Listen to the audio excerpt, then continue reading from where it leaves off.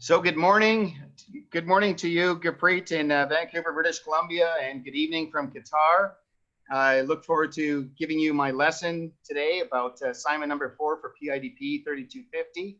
And what I want to share with you is something I did for assignment number 4, which was juicy meatballs. Okay, so I'm just going to start that up right now. Okay. I'll just share the screen and so what I'm going to talk to you about today is my recipe for juicy meatballs. I think it's wonderful.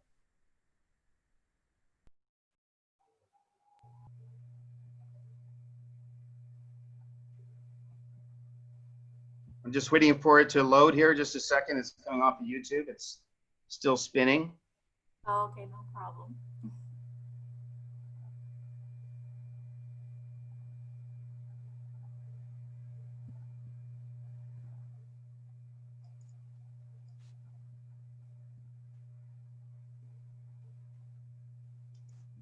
Fantastic things with them, and they make so many meals very easy. Meatball subs with potatoes and gravy. So the first thing that you need to do, and the trick really, is these 3 slices of bread here. I'm going to trim the edges of the bread.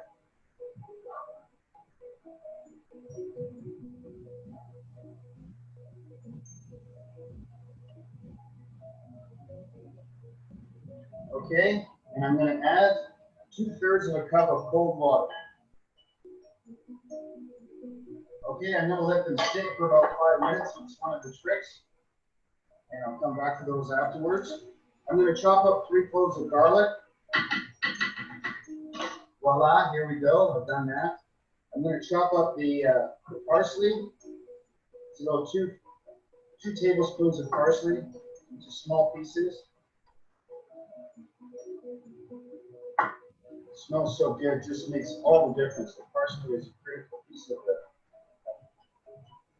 Okay, just transfer that to the serving platter. Always handy to have some of these on hand. It's a terrific thing to have. Okay, well, I cheated a little bit. I've already added some cold water to this. I'm just going to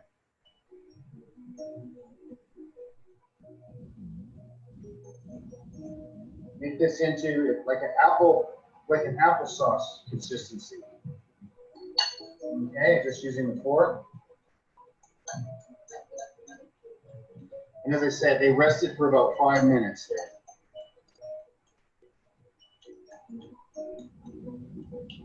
You can get an idea what the consistency looks like there. Close up of the camera. There we go. I'll just set that aside.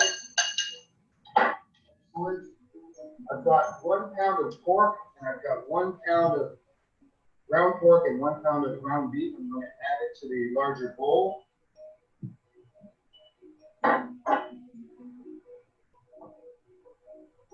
Perfect.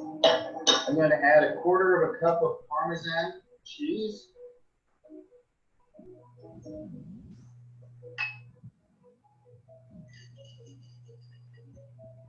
Don't want to waste any of that.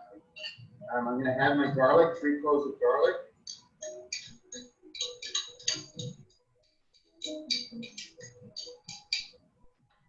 I'm going to add my parsley. I'm going to chop parsley. And I'm going to add 1 large egg. Perfect. There we go. I'm going to wash my hands because the best way of making these meatballs is to get in there and use your nice clean hands. Okay, so we're going to mix it all together. So it's got an even consistency. It'll take a few minutes to do this. I'm going to add a couple more ingredients here, which is the bread. Can't forget about that. And also I'm going to add some salt, about a teaspoon of salt. Okay, that should be good. Should be good. and some ground pepper. About half a teaspoon of ground pepper. Okay. There we go. And continue mixing this all together. So you've got a nice even consistency. Yeah, perfect. Okay, I'll just wash my hands up a little bit.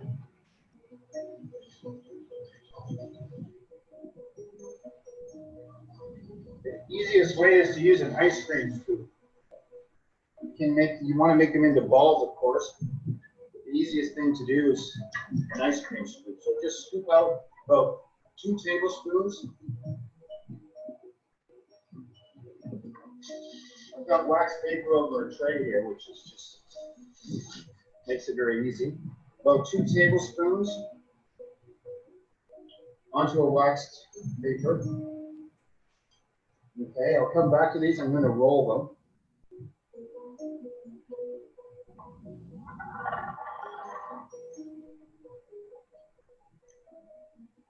Okay, so scoop that. You should get 22 to 24 meatballs or so from this recipe, depending on the size you make them. They should be about 1.5 inches in diameter. The ice cream scoop helps you with consistency, nice and moist, and just roll them into a ball using your hands. Okay. We will stop the camera just for a second and prep the balance of these. And then we'll add them to our very nifty turbo cooker. There's several ways you can make these. You can bake them, you can saute them, but I like the turbo cooker because it gives you a fat-free meatball and very tender and juicy. Great, so we'll be back in a few minutes. Welcome back. I'm just going to add these to the amazing turbo cooker. As I say, you can braise them, you can saute them, you can bake them in a lovely tomato sauce for your pastas. Very versatile.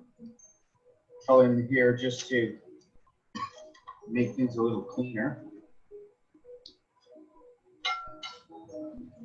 There we go. Excellent. So then I take the turbo, place the lid on the top, works off like a halogen light system. I'm going to put it to 200 degrees, and I'm going to put it on for 30 minutes.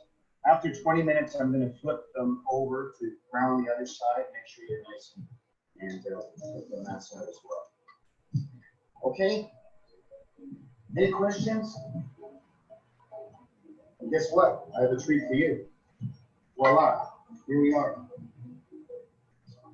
I'm just going to sample with one of these, just make sure they're as juicy and as wonderful as they normally are. I'm just going to cut one in half.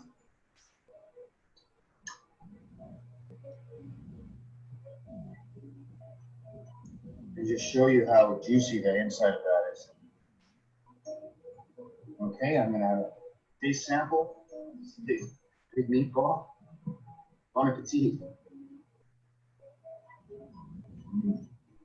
That's my presentation in terms of my my meatballs, and I must say that they taste fantastic when you use chicken. You can use ground chicken or ground turkey. And I don't know if you have any questions on the technology that I incorporated or anything on the rest. Sorry, Gurpreet, I missed you there. I said I haven't seen that turbo cooker before. What is that? Is No, that you like haven't? Is that an oven then? Is that like a toaster oven, or is it more like a fryer? It's like a halogen light system. Oh, It works on a halogen light system, so it cooks using very high heat from the halogen light. Oh, okay, yeah. No, it looked really nice when you cut it. It just like opened up. I was like, oh yeah, okay. Yes, yes, Yeah. yes. So technologically wise, I don't know if you have any questions, but I use my phone. I started using my phone on developing this this video. I practiced it. I thought I was like, I thought I was like perfect, you know, in terms of timing, but cutting the bread and a few things, the mixing took me longer and everything. So I actually video edited it in YouTube. Oh, really? Yes.